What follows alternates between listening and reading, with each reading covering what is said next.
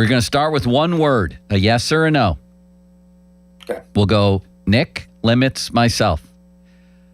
Were you okay with the Nick Herbig contract? Yes.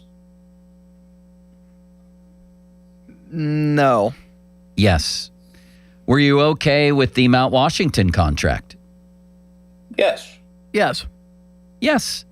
Were you okay with the Keeanu Benton contract? Yes. No. Yes.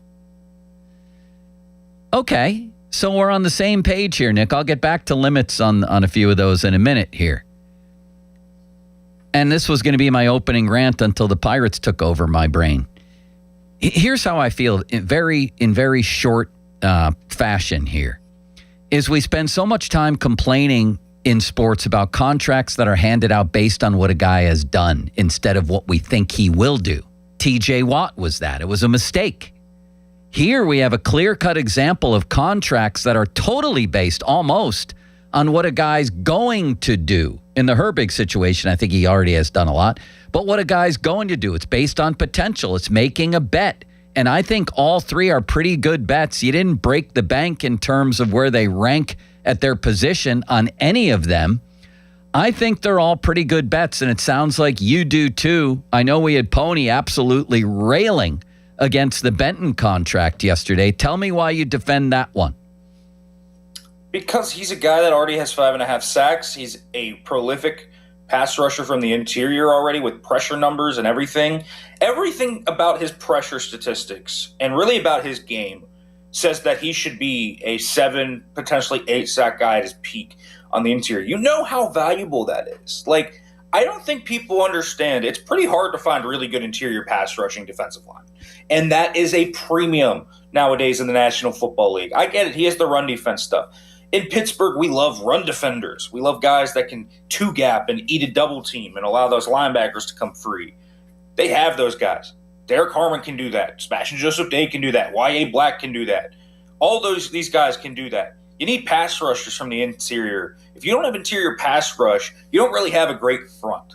And Keeanu Benton's their best interior pass rusher along with Cam Hayward, but Hayward's only going to be here 1 or 2 more years. Keeanu Benton is going to be that force.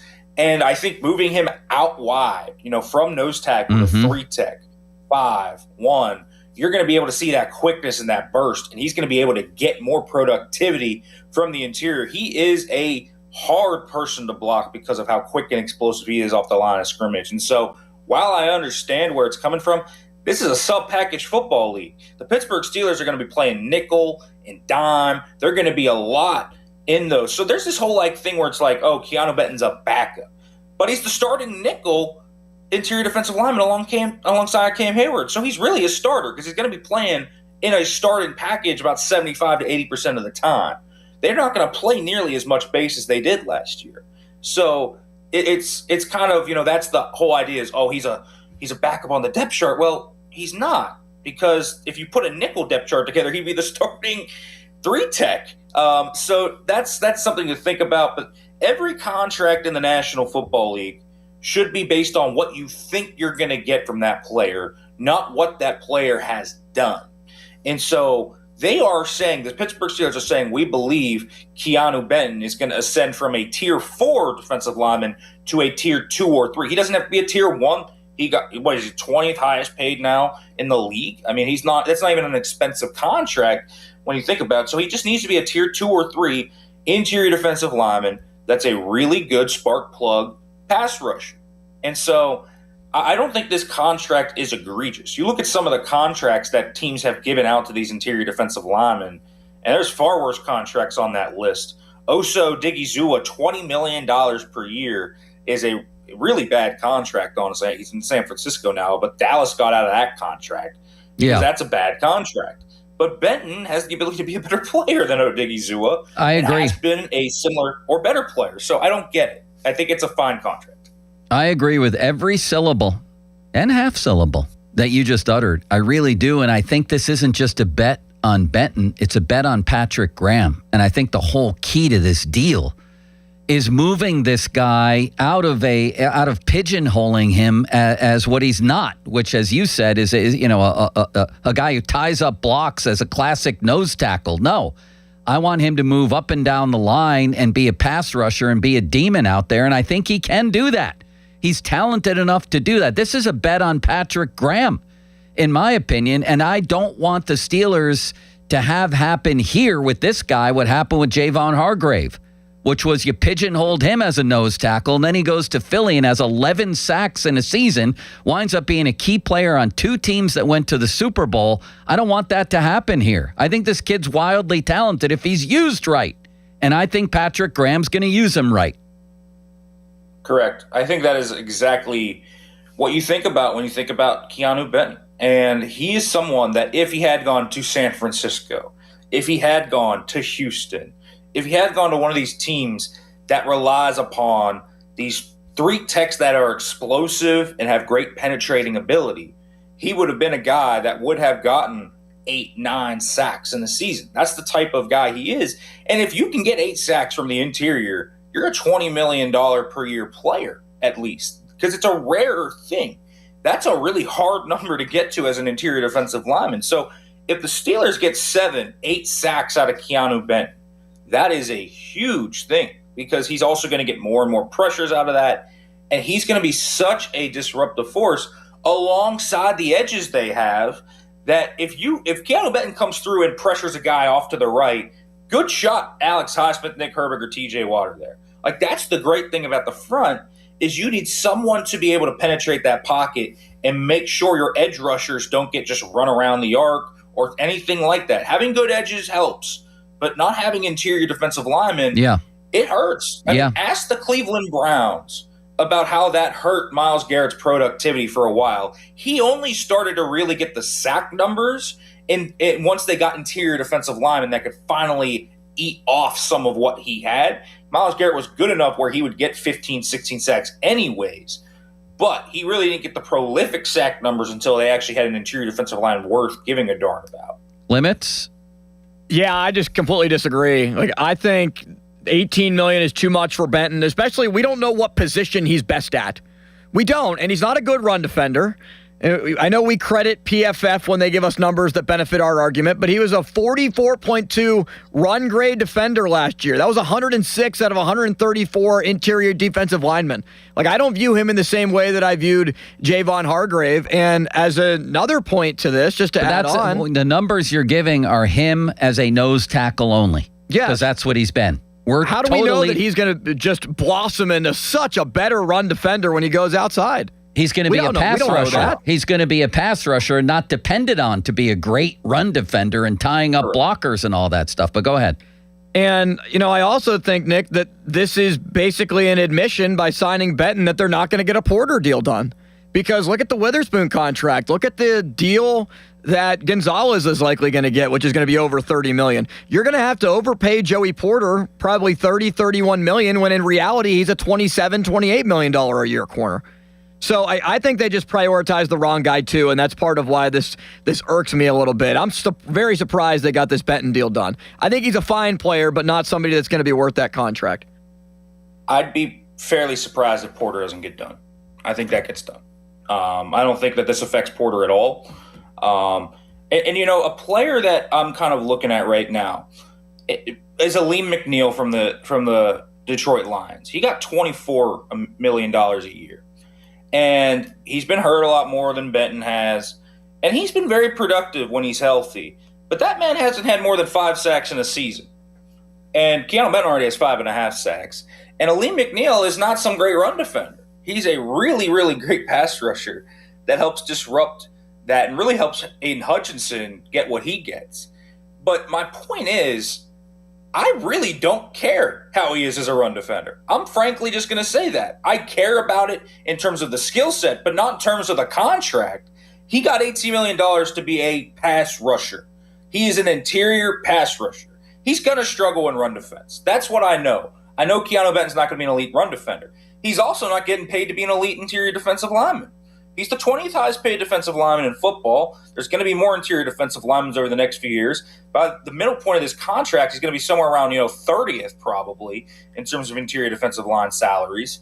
So I just don't think this is some massive, insane issue. And by the way, when a contract comes down and there's not immediate guarantees reported by the big insiders, you could probably bet these guarantees aren't going to be out of this world. This isn't going to be something to where if he just busts 2 years into this deal, they're just stuck with it. They could probably get out of this pretty easily. So to me, it's just $18 million for a pass rushing interior defensive lineman that could get you 8 to 9 sacks is frankly just not that much. There's guys that are above him that have less sacks and less pass rush productivity over their careers. We're running out of time here. The Herbig thing, listen, I argued all offseason they needed to prioritize Herbig, and they did. And he's going to be at $25 million a year. That's not even in the top 15. It's 16th right now. 2 years from now, that guy won't be in the top 25 edge rushers. People want to call him a part-time player, a situational player, a backup. Okay, fair enough. He was a part-time player who led the Steelers in pressures and hurries, tied for the team lead in quarterback knockdown, second to Highsmith in sacks, 13 tackles for loss, forced 3 fumbles, recovered a fumble for a touchdown, and had an interception. And according to Next Gen Stats, he led the league in pass rush win rate. He's a demon of a pass rusher, which is a highly valued skill in this league, and he's going to be a starter. So again, I go back to, we all bitch and moan, they're just paying a guy like TJ Watt based on what he did. You need to be paying people on what they will do. That's what they did here with Herbig. Limits. Why do you have a problem with the Herbig contract? Well, I don't really have that big of a problem with the Herbig contract, to be honest. I just think that the number was a little bit staggering when you look at $100 million for a guy that has not been a full-time starter. Like on the scale of contracts that I have an issue with, like I really like the Darnell Washington contract. You heard the hesitation in my voice when I was trying to determine which way I wanted to go with Herbig. It's right on the border of like 51-49 because I like that they locked him up, especially because TJ Watt is declining and Alex Highsmith has dealt with injuries. It was just the money is a little surprising to me. There's a big gap once you go to the Benton deal. Like, I like the Herbig deal overall. I'm just surprised the amount of money that it took. You said you didn't like it. I said, are you okay with the Herbig? Didn't he say no to that, Nick? I can like it, but not be fully okay with it, right, Nick? What the hell is going on, Nick? I said, are you okay with it? He said no, and now he says he likes it. Yes, I can still like it, but not be fully okay with it, Nick. There's a silver lining there. Silver linings playbook. So basically what Bechtold is saying is he's just on it. He doesn't love it. He doesn't hate it. He's got conflicting feelings. Yeah, conflicting feelings. I side more on the like side than I do I don't like that deal at all. Go ahead, Nick. Right. I do think the Herbig stuff is going to age really well. I mean, he's only $42 million of that 100 is guaranteed. That's really low guarantees for that big deal. It's much better deal than the Odafe Owe contract. Owe got the same deal, and I'd much rather pay Herbig that money. It's better than the Jalen Phillips deal. I'm just going through the market. I mean, there's much better players that, have gotten deals that are sometimes $10 million rich than this. I do think, some of those guys around Herbig are just not even going to be the same caliber of players. And so to me, this is a guy that, as you mentioned, Joe, just fits everything about the modern National Football League. Pass rushers at a premium. But the real thing about pass rushers now is quick wins are at a premium. And Nick Herbig wins very fast. If you can get quick pressures, you just destroy plays. That's how you get forced fumbles. That's how you get sacks. That's how you get negative plays. And he's such a quick winner with his burst, his explosiveness, his ability to bend and really round that corner that he is such a havoc magnet, basically. So I'm fine with this. I get it. He's not, an elite run defender. I think he's actually a very serviceable run defender now, but he's not an elite run defender or anything. But $25 million with 45 of the 100, 42 of the 100 guaranteed. I mean, again, if you needed to, what the Steelers did in this kind of period was, if you needed to get out of these deals, they're not going to be hard to get out of because the guaranteed money is not insane. it's not like the Devin Witherspoon deal where it was, 132 million and 101 guaranteed. Like they're stuck with that for a while. Seattle is. Steelers are not stuck with these if you wanted to, but I think Herbig is a great potential play given what he does and how his skill set fits the modern National Football League.